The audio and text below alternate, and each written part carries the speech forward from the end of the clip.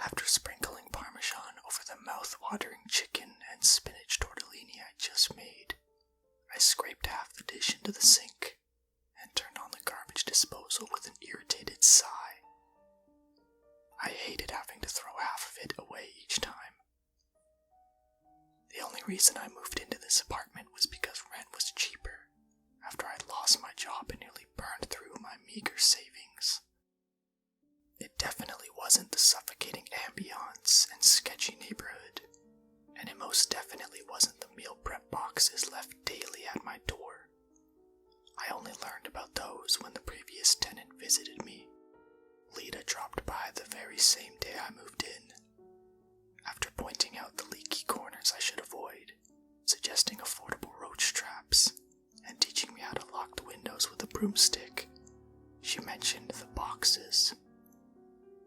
I thought she was just kidding, but she was dead serious. I had to prepare dinner each day, dump half in the garbage disposal, and eat the rest right away. She seemed so nonchalant about it, but I wasn't. Who was sending them? Why? What would happen if I refused? She had no solid answers. All she knew was what the previous tenant had told her, which is what they were told by the previous tenant, and so on. Origins unknown. Even the landlord had no idea this was going on, and Lita stressed that I must never tell him. She also stressed that I must never refuse. Why? She said protection, claiming that for as long as she lived here, this apartment was never robbed. Was she seriously insinuating that this stupid requirement protected her? She shrugged and said anything was possible. She didn't question the absurdity of it all, but she did question my reluctance. She assured me that she'd eaten from the boxes every day for the year she'd lived there, and they were legit. No prank, no poison, no strings attached. Just dump half in the garbage disposal and eat the rest right away. She began listing the various meals she'd prepared, and my empty stomach growled. I hadn't had a decent meal in days, and it didn't take me long before I caved. Now, after a month of delicious food, my unease had ebbed, but not my disdain. After I turned off the garbage disposal, I grabbed the remaining chicken and spinach tortellini and plopped down on the floor, eating my only meal today. Despite licking the plate clean, my stomach still complained, and I glared at the sink. Half a portion wasn't enough, and I was sick of wasting part of a perfectly good meal, one that I'd worked hard on, no less. I was done following these ridiculous rules. Tomorrow, I was going to eat the entire thing. And I did. For the next week, I prepared and ate the whole meal, and nothing happened. I'll admit, I was nervous the first few days, but when the world didn't collapse and the boxes kept coming, I felt pretty clever for being the first to break this ridiculous and wasteful trend. As long as food kept getting delivered right to my door, I was going to eat it. All of it. 8 days later, I realized my actions could have killed me. My bladder woke me up that night, and I shambled to the bathroom. After washing my hands, I made my way back to my sleeping bag, and I frowned at an unusual draft. Before I could figure out where it was coming from, a startling force knocked me to the ground. My heart leapt to my throat, and it probably would have jumped out of my mouth if there wasn't a hand smothering my scream. The stench of sweat filled my lungs as I struggled beneath a bony weight, my panicked thoughts flashing horrifying scenarios through my mind. A sharp hiss for silence pierced my ear as the cold metal of a gun pressed against my temple, and I abided. Trembling, face down on the floor, I held my breath, my eyes wide in fearful anticipation, as I heard my attacker grunting and rummaging. I turned my gaze to the open window, and I cursed myself for not propping the broomstick properly as I saw it lying on the floor. In no time, the intruder had shoved a filthy rag in my mouth and yanked my arms behind my back, binding them before he lashed my ankles together. Only then did he take his weight off me and flip me over, his sunken eyes wild under a mess of hair. He was definitely on something, and it was frightening. His actions had no hesitation. He came here for something and he wasn't leaving without it. The question was, what? That mystery didn't last long as he demanded to know where I hid my valuables. I stared at him in disbelief. Did he not see the squalor I was living in? I didn't even have furniture. Did he think I had cash stuffed in my frayed sleeping bag? Gold hidden in the rusty oven? Diamonds stashed behind the broken radiator? My baffled silence wasn't the answer he was looking for, and I cried out as he punched me in the face. He lifted his fist again, and I flinched, whimpering through my gag as I nodded towards my meager possessions. My wallet and my phone.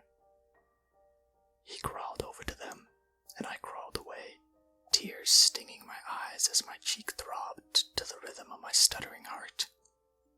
I was certain $11.25 and a phone with a cracked screen wouldn't be enough to appease him. He seemed desperate enough to kill. I had to save myself before it was too late. As he tore through my wallet in frustration, I made my way to the kitchen, my eyes on the drawers. I just needed a knife to cut through these bonds, and I could make a run for it. Balancing on my knees, I bent over and reached up with my hands, my trembling fingers searching for the handle. Gripping it, I pulled, but it didn't move. This was the worst time for it to stick. I wiggled it as I always do, but my position was less than optimal, and the drawer refused to budge. After a particularly forceful yank, I lost my balance and fell with a grunt, and my terrified eyes turned towards the door as the intruder stomped in, gun aimed at me. I screamed and cowered against the cupboards, my heart slamming against my ribcage as the blood drained from my face. And then the blood drained from his face. I followed his petrified gaze, and I screamed even louder as an unholy creature erupted from the sink. It towered over us like a giant furry centipede, pointy legs bristling from its long, inky body, and spikes jutting out of its mouth. With a lurching motion, looking almost as though it was falling, it descended upon the intruder, silencing his scream with a stab straight through his throat. It didn't silence my screams, though, and I continued to shriek through my gag as the monster continued to stab the man, its sharp legs jabbing at him like a macabre typewriter. It was facing away, but that didn't stop the spraying blood from dotting every surface of the kitchen, including me.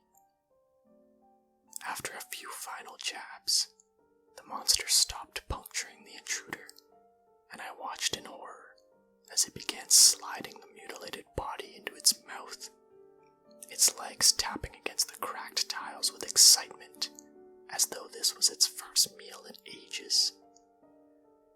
It devoured its kill the way a snake would, completely whole, and vomit fought my screams as it burned my throat. Once the last of the man disappeared, the creature gulped a few times and began spasming. For a hopeful moment, I thought it was choking and dying, but to my terrified dismay, I realized it was crushing the body within its own as I heard bones snap and grind. Its convulsing stopped, and shock stole my screams as I watched its sharp legs retract into its blood-soaked fur. It now looked more like a giant fluffy caterpillar than a centipede, and my raspy breaths raced my pulse as I fearfully waited to see what it would do next. I stared in fraught disbelief as the monster began slithering across the floor, lapping up every drop of blood it came across before it stretched itself to reach the counters, walls, and ceiling. It was a lot more coordinated after eating, and that amplified my unease.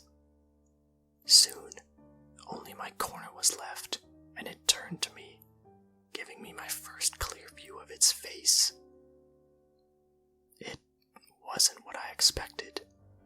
I'd imagined pincers, antennas, and compound eyes, but instead I saw a rounded snout, floppy ears, and deep scars where its eyes should be.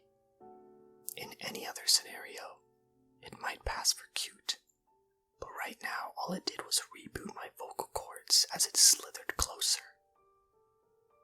My muffled screams echoed as I pressed myself against the cupboards, petrified, but it didn't seem to care as it licked up the blood around me.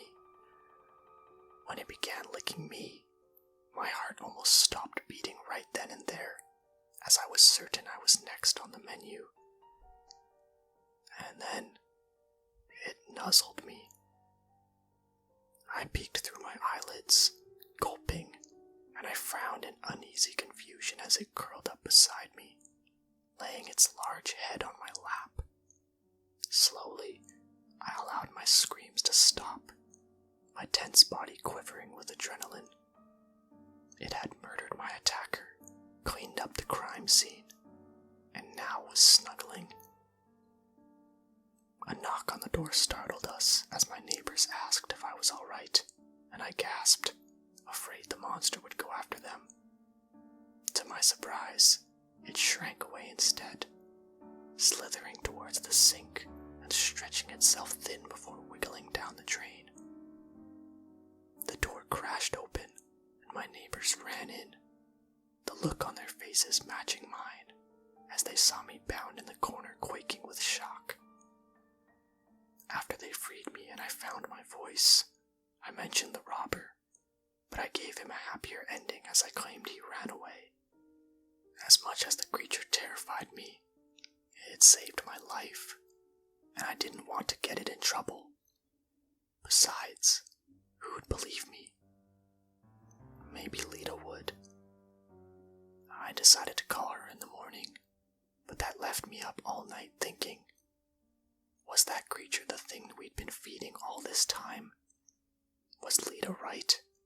Was it here to protect us? Was it too weak to scare off the robber before he attacked me, because I'd unintentionally starved it for over a week? And despite all that, did it care for me that much that it didn't eat me, saved my life, and snuggled? I hoped that was the case.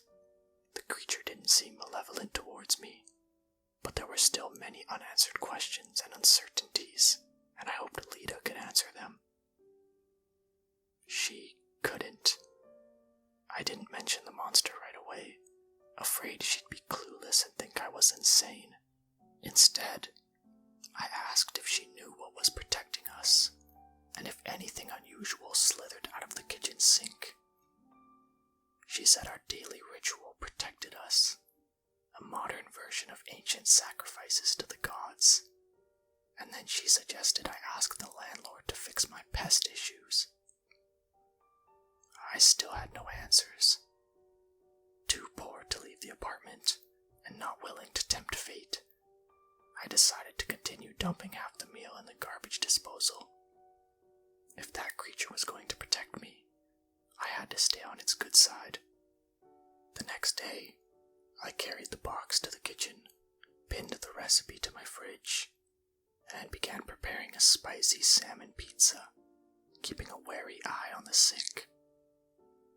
As I turned to the recipe, running my finger down the instructions, it slipped from beneath the magnet and fell to the floor. This happened every once in a while, but this time, the glossy paper disappeared beneath the fridge. Not willing to stick my hand under there, I grabbed a wire coat hanger, stretched it out, and began fishing.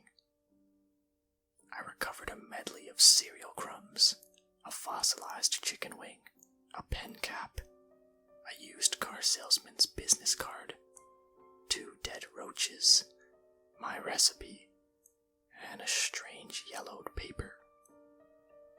Curious, I dusted it off and read it, my eyes expanding with every word. December 11th, 2013. Dear Tenant, I moved into this apartment to care for my savior. I was a hunter, you see, and I had terminal cancer. I was reckless, and I didn't care when death would choose to take me. But Alesta cared. She protected me when I challenged a bear, appearing out of the blue and nearly dying herself. No one had ever done for me what she did, and I was moved by her selflessness. Alesta got injured and lost her eyesight. She was no longer able to hunt, and I felt responsible. I invited her to live with me. With the last of my savings, I signed up for 10 years of a meal prep program. I know I won't live that long. She may not either. But I still ask you, dear tenant, to continue honoring her. Every evening, prepare the meal and leave it in the cupboard under the sink. Then, go to sleep. The next morning, if the plate is still full, do with it as you wish. If the plate is empty, don't be alarmed. Just continue to honor my savior, and you'll be safe and secure as long as you live here. Dear tenant, this is all I ask of you, fulfilling a grateful man's dying wish. Please don't mention this to anyone, especially not the landlord. But if you end up moving out, please hand this letter to the new tenant. And when the 10 years are up on December 11th, 2023, please, my friend, consider renewing. Alesta deserves it. Thank you, and be blessed. Callum. I put the letter down, stunned. The creature truly was a protector. Alesta, brought here to be cared for by a man with little time. Callum put a lot of faith in a bunch of strangers, but I guess he didn't have a choice. He could have at least told us what we were dealing with, but maybe he didn't trust we'd have Alesta's best interest at heart. I was surprised we'd all followed the rule despite how cryptic it was. Well, at least until I came along. I looked at the letter again. Would I have been more inclined to abide if I'd received this? I'll never know, because one of the previous tenants misplaced it and passed on the message verbally. The request changing from person to person like a game of telephone, until we were feeding Alesta half her intended meal through the garbage disposal. Well, that wasn't going to happen anymore, and I didn't want Alesta to hide anymore either. She saved my life, and I wanted to improve hers. After preparing the spicy salmon pizza, I placed it on the kitchen floor and sat cross-legged in front of it. Working up the courage, I cleared my throat and called out her name. Alesta. A soft gurgle sounded from the drain. Alesta, dinner. Food. Yummy food. I'd never met a creature like Alesta before, and I had no idea how intelligent she was. Come out, it's okay. You don't have to eat in the drain anymore. You can live out here with me. I held my breath as she poked her head out of the sink, her nose sniffing the air. Hey, Alesta. She gurgled again. She seemed to like hearing her name, the one her only friend had given her. Well, now she had another friend. I gestured toward the pizza and smiled before I remembered she couldn't see. This pizza is all for you. I looked down with regret. I'm sorry I didn't feed you last week. I'll never do that again. I couldn't help but tense up as she slithered over, her long, slender body compressing into a bulbous form as she settled right in front of me. This was going to take some getting used to. She smelled like rust and old lettuce, and I hoped she wasn't averse to baths now that she didn't have to hide anymore. 2 pointy legs protruded from her fur, and they poked around blindly until they found the plate. I watched in surprise as she split the pizza and slid half over to me, and I pushed it back. No, it's all for you, like Callum wanted. As I said that, my stomach growled, and Alesta chirped in response and slid half towards me again. She picked up a slice and began nibbling, and I smiled, teary-eyed as I reached for my own slice. For the first time ever, I was glad I lost my job, and once I get a new one, neither of us will ever go hungry again.